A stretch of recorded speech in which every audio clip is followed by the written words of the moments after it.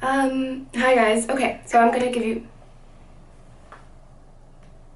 guys a full-on introduction. My name is Asma Hriya. Okay, and then we'll keep the last names away. So I am a student in South Korea. I am part of the KGSP program, which is the Korean Government Scholarship Program. Program is redundant. I've lately been receiving a bunch of DMs about the program that I'm in, asking me about details, information that's readily accessible that you shouldn't have to ask me for when Google exists, and just like people asking me about my experiences, which is totally cool, because I would love to help as many people as I can. However, it's come to a point where I've gotten so many messages about this that I would much rather just like make a one-time video and explain it to everyone who's looking for an explanation, who has questions, and yeah, just share my experiences with this scholarship, how I got it, etc., etc. So this is going to be a really minimalist video. I'm sitting in my, I don't know, this is where we leave our laundry in our dorm. So I'm sitting in this place. I have my little camera out. It's sunset, so the lighting is gonna vary a lot, and I'm basically in, I don't want to use the word because they say that people's videos are getting flagged when they use it, but you know, there's a specific virus and you know, mans are in quarantine. So I was like, okay, let me just make this video. Let's get this done. Because I know that, okay, let's just go. So before I start with like my story of how this works and giving you like these explanations, as well as like my tips and stuff, I should let you know that I am from Canada. So that means like, I think 3 people per year are selected from Canada. So it is, I don't know how many people apply, though I know that the year I applied there was competition, because I remember speaking to some of the people, but otherwise I don't know how many people apply from Canada, so I don't know how like competitive it is. But yeah, in Canada there's 3 people compared to America where it's like 15. I went through the embassy track because I only had the option of applying through embassy track, so I can't tell you about university track, though I can tell you like what some of the bonuses were in embassy track. And I applied for my master's. And yeah, that's all you need to know about how my application structured.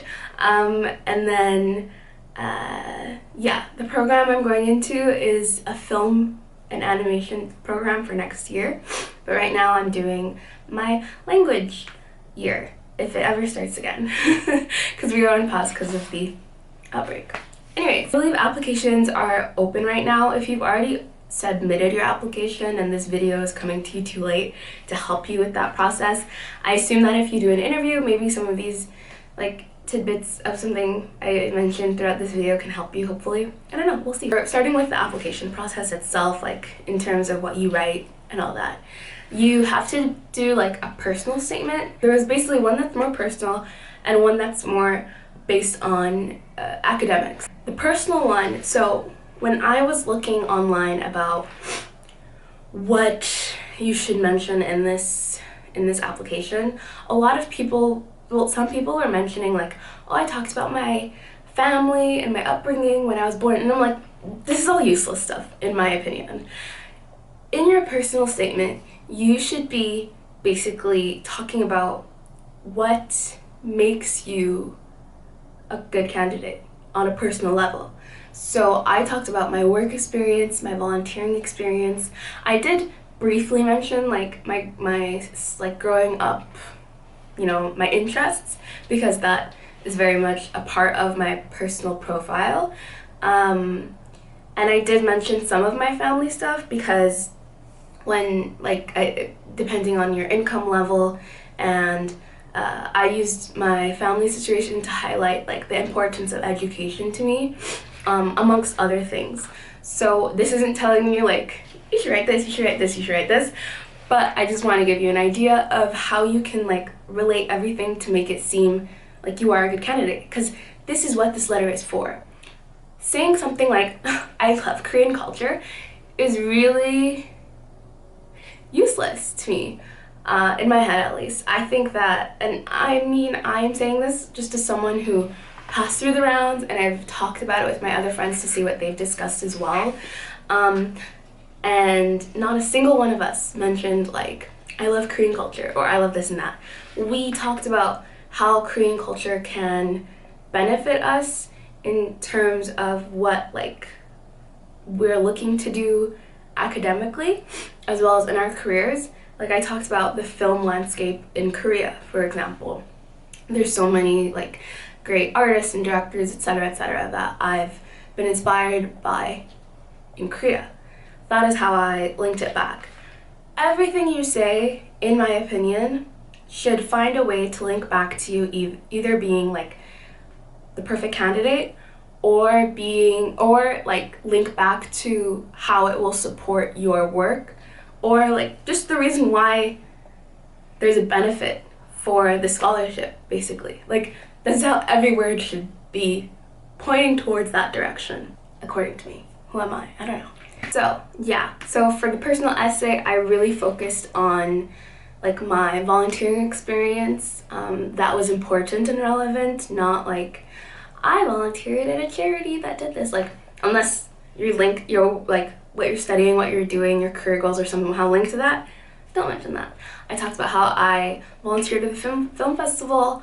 I've written articles about this and that. I also included those articles in my actual application because there's a section that says etc. But I'll get to that in a minute. For those of you who don't know much about the scholarship, before you ask me questions, please consult the Study in Korea website. I will leave the link in the comments below. Just as a quick summary, I think now it was previously 900,000 won, but now you get 1,000 won, 1 million won. Now you get 1 million won a month for your living expenses, for your housing expenses, and like they pay for you to go to school, your tuition, everything paid for basically. That's it. That's a scholarship.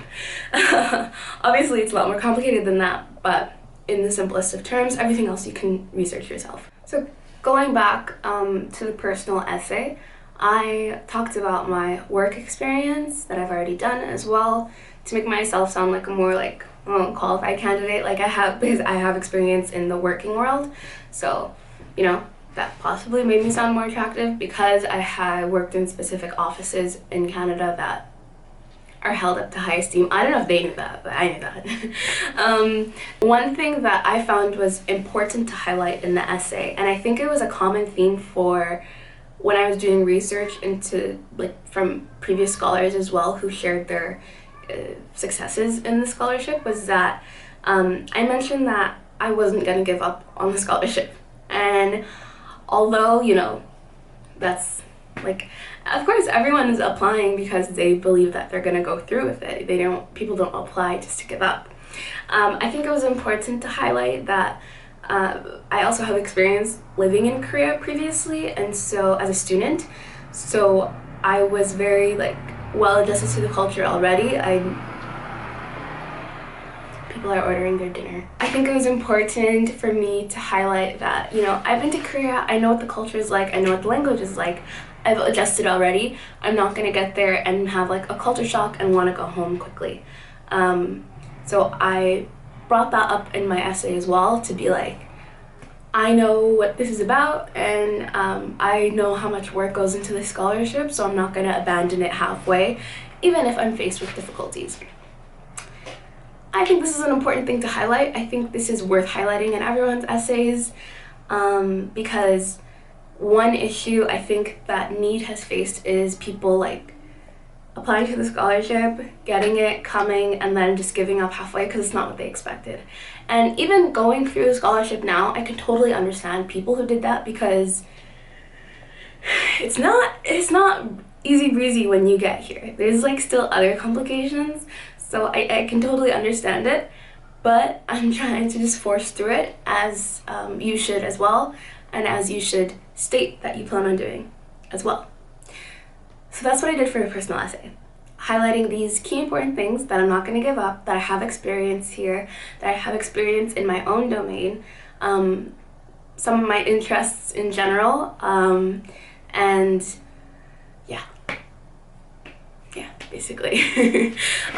For the more academic essay, I talked about my interests in coming back to Canada and what I want to do with that. I didn't lie and say I want to stay in Korea and I want to get a job here and I want to live here forever. Though I am open to that possibility, and I think I mentioned that I'm open to the possibility as well, my main goal would be to go back to North America. And then, you know, I mentioned in my essay that I would like to do a lot of community outreach, working with other underprivileged groups as well, because I received support in that way as well as a student. So working with underprivileged groups, and I would like to teach classes and also serve a part in the Canadian and Korean film industries and hopefully be a bridge in that sense. That part, though it is not a lie, I did add it for the benefit of the scholarship because I believe that, you know, this scholarship is also a part of international cooperation, and so we should lean into that a little bit. So yeah, I talked about international cooperation, I talked about my academic goals in the program, like what I want to accomplish in the program, what projects I want to work on, and then what I want to do with those projects after the program. So yeah, what I plan to do afterwards as well in terms of where I want to live, who I want to work with, the communities I want to work with. I was very specific with the organizations as well because I know what I'm about. So that was what I did for my academic essay basically. What else? Yeah. For the application itself, I'm not gonna lie, it was kind of complicated here and there because it's just like, I was like, how should I format it? How should I package it? How should I blah, blah, blah, blah. So I basically got like a big binder folder. I wish I took a picture of it, honestly, because I was so proud of it. And I got a big binder folder, and you need to provide, I believe, 1 original copy of everything, plus I think 3 photocopies for embassy track. And so that is what I did. In every pocket of the binder folder that I had the original copy on top plus the 3 copies. And every page of it, I had a label. So this is number 1, personal essay, number 2, health check, number 3, like everything was labeled and you knew exactly what it was. Yeah, I just followed my directions to a T. And then in the etc. portion, I also photocopied some awards that I'd received. I didn't include the originals, but I also didn't get them notarized because I was like, this is kind of I don't want to waste money on that. It was a really random, just like, let's throw it in there to make myself seem better. So some different awards that I had received throughout the years. I included articles that I've written and published in different publications. Sorry, I have like really bad sinuses right now because it's that time of year, so it's like it's really hard for my nose right now. But anyways, yes, I think you're supposed to include your resume anyways, so that's already included. And I also included a paper that I printed out that had a link to it, and it was my online portfolio for videos because I was going into a film program, and no one asked me to provide a film reel or anything of that matter, but I just chose to do that as well. So I also included the USB stick in case, knowing that I wasn't going to get the USB stick back, but like just to make things simpler for them, and then 3 copies of the link online, so that because I can't include 3 USB sticks, so I included 3 copies of the USB sticks online. And then yeah, I delivered mine to my embassy, so I didn't really have to worry about shipping and all that.